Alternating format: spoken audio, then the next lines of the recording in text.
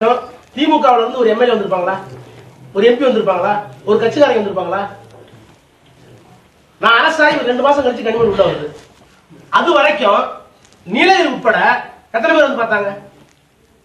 என் மனநல ஜெயிலுக்குள்ள எப்படி இருந்திருக்கும்? என் வீட்டுல ஏதாவது எடுத்தீங்களா? கலைஞர் டிவி போச்சு பணம், அதுக்கு மேல நான் சொல்ல விரும்பல. என் வீட்டுல ஏதாவது சிபிஐ எடுத்தானா? யாரும் என்ன தாக்க வந்தீங்களா? நான் வந்து ஒண்ணு சொல்லப்பா. திமுக ரெப்ரசன்ட் யாராவது தலைவர் வந்து துறைமுகம் அனுப்பிச்சு வச்சாரா?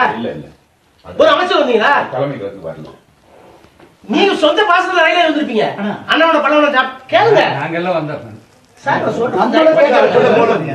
கனிமொழி வந்தது பாடு எல்லாம் படையெடுத்து எல்லா மந்திரி வருது. எனக்கு தெரியாதா? ஆனா அந்த 2 மாசத்துல என்னுடைய மனநிலை எப்படி இருந்திருக்கும்? நான் பஸ்ஸா இருந்தா என்ன இருக்கும்? அழகிரி ஒரு நாள் வராரு. ஒன்னும் ரகசியம் இல்ல. அழகிரி வந்து கனிமொழி அரசாணை கொடுப்பாரு. கலைஞர் டிவிக்கெல்லாம் வாங்கி கொடுத்ததால ஸ்டாலின் தான். நம்மள நீங்க கனிமொழி எதுக்கு ஜெயில இருக்கீங்க? ஸ்டாலின் தான் செஞ்சாலும் அப்ரூவ் ஆகிட்டு வெளியே வர வேண்டியதாங்க. சோதனைகள் எப்பெல்லாம் வருதோ அப்பெல்லாம் சொல்றேன், தயவு பண்ணி அரசியல்ல, அதுவும் நம்ம பதவியில இருந்துட்டோம், கொஞ்சம் ஹீட்டை தாக்கு பிடிங்க. படபடன்னு போகாதீங்க. உங்களுக்கு இதோட எதிர்காலம் முடிஞ்சு போச்சு சொல்ல முடியாது. நான் இருக்கேன் பண்றேன் எல்லாம் பண்றீங்க சொல்றது எல்லாம் இப்ப கேக்குறேன்.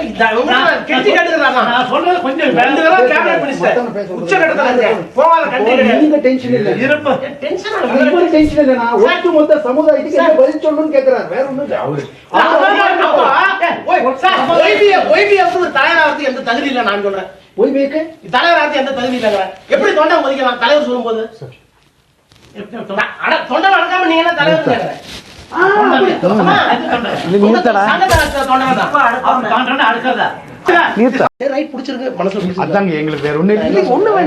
முட்டாள்தனம் பண்ணி உணர்ச்சிவசப்பட்டு தயவு பண்ணி உனக்கு எடுத்துக்காங்க.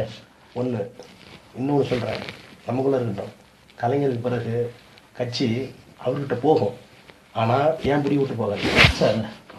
போதுமா சார்? காலத்துக்கு வெயிட் பண்ணுவோம். ஒரு 6 மாசமோ 1 வருஷமோ விண்டு சேஞ்ச் ஆகும். விண்டு சேஞ்ச் ஆகும் சார். நான் நினைச்சு பாருங்க, நான் வெளியே வந்து பிற்பாடு கண்டிப்பா கேளுங்க. வெளியே வந்துட்டேன் நான் ஹீரோ. அதான் என் புக்கு ஒன்று வருது வெளியில, இங்கிலீஷ்லயும் வருது தமிழ்லயும் வருது. ஹிந்து ராம் படிச்சுட்டு மலைச்சு போயிட்டாரு. என்ன சார் இந்த வீடு வெளுத்துறீங்க? பிச்சை எடுக்கிறேன் எல்லாத்தையும். அதில் பிரணாப் முகர்ஜி, சோனியா காந்தி, மன்மோகன் சிங், சிதம்பரத்தை எங்க பண்றேன் நான். அந்த புக்கு வந்து ஒரு பெரிய ஸ்டாம் ஆகும் சார். அது வரைக்கும் நான் அடைக்க வாசிப்பேன். அதுக்கு பிறகு எனக்குன்னு ஒரு தனி அடையாளத்தை ஏற்படுத்துவேன் சார். எப்படின்னு கேளுங்க, வட மாவட்டங்களில் வன்னியர்கள் கூடு. ஆனால் சிவசங்கர் சொல்லுவான், நான் எப்படி ஆகணும் சார். சார் எங்கள் ஊரில் எனக்கு ஜாதி கிடையாது. வன்னியர்லாம் என் ஃப்ரெண்டு, என் சொந்தக்கார மாதிரி சார். இப்போ இந்த ஊருக்கு வந்தேன், கீழே கவுண்டர்கள். எந்த கவுண்டர் ஆச்சும் என்ன இசைன்னு பார்க்குறேன்னா எல்லா கவுண்டர் அட்டென்ஷன் நிற்கிறாங்க. அப்போ ஜாதியை தாண்டி வெளியே வந்துட்டேன்னா அதுக்கு போதுமான காசு இருக்கா, போதுமான மூலம் இருக்கா? கலைஞர் போயிட்டா கனிமொழி தாக்கு ஸ்டாலின் பஞ்சாயத்து ஆகட்டும்.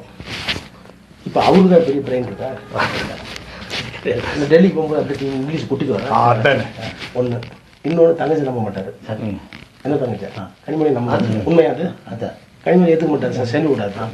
என்ன வெளியே தள்ள முடியாது. சரி புரியுதா? என் கம்யூனிட்டி எழுத முடியாது, என் அறிவு வெளியே தள்ள முடியாது, என்கிட்ட இருக்க வேற செல்வாக்கு தெரிய முடியாது, வேற லாக்டவுன் நாங்கள் வச்சிருக்கேன். புரியுதா? நேரம் எனக்கே இப்போ சரியில்லை. கேளுங்க. இல்ல இவர்கிட்ட பேச முடியாது.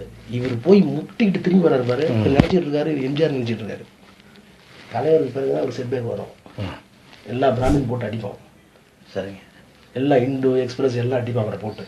இப்பவே அப்படிதான் அடிச்சுட்டு இருக்காங்க. இவர் நினைக்கிறார் நம்ம எம்ஜிஆர் மாதிரி ஜெயிச்சிடலாம். அப்படி இல்லை, கிரவுண்ட் அப்படி இல்லை. இப்போ வந்து ரைட் அப்பாவே அவரே கைதி மாதிரி இருக்காரு தலைவர். இவர் டேக் அவுட் பண்ணிட்டாரு. இப்போ போய் முட்டி மோதினீங்கன்னா வேற மாதிரி அது போகும். ப்ளீஸ் ஓவர் நைட் கன்வின்ஸ் பண்ணுங்க. எனக்காக கன்வின்ஸ் பண்ணுங்க.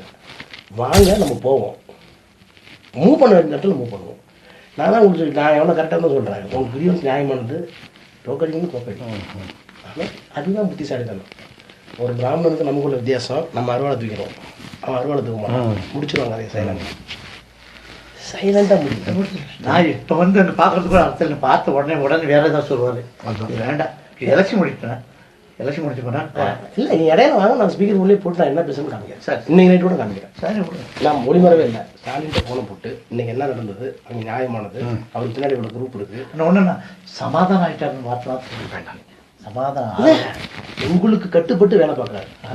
ஸ்டாலினுக்கு முபாரக்கோட சமாதானம் இல்ல. நீங்க சொல்லுங்க. வந்து தனியால பண்றேன்னு சொல்லியிருக்காரு. இந்த ஆபீஸ்க்கு இந்த 2 வாரம் இந்த 2 வாரத்துக்கு சொல்லிக்கிற போதும். சரி தெரியாமா 10:30 மணிக்கு ஒரு கேம்பெயின் முடியும். சரிண்ணா. இந்த குரூப் திரும்ப வரும். இப்ப சரி. என்ன நடந்ததுன்னு கேட்கறதுக்கு ஒரு விரட்டு விரட்டி விடுவேன். சரிங்க. ஒரு விரட்டு விரட்டி விடுவேன்.